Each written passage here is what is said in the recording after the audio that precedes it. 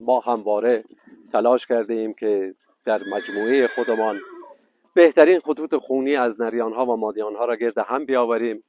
ما به سلیقه کسانی که اسب کرد را دوست دارند تولید کرده ایم. در مجموعه 40 رأسی ما 5 نریان با 5 خط خونی مختلف و غیر خویشاوند، تکرار میکنم غیر خویشاوند که خیلی مهمه، گرد هم بیاوریم. خطوط خونی و ارزنده‌ای که پیش تمام دوستداران اسب کرد کاملا شناخته شده هستند، به لحاظ متمایز بودن، به لحاظ سواری و به لحاظ زیبایی، استقامت، همگی از خطوط خونی اسب‌های بسیار سواریدار و عالی بودند.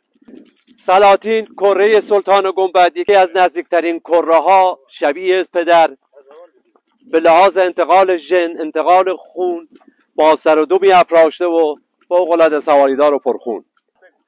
آگرین از خط خونی اژدهای اصلی، اژدهای قنبرعلی که بسیار مورد تحسین تمام اسبازان کرد در منطقه غرب می باشد.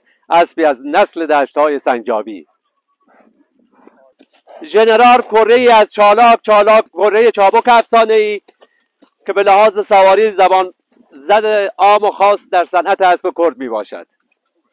قران کره قدر کره انسیاتور، نریانی با فنوتیپی بسیار زیبا، رنگ خاص و بسیار سواری دار.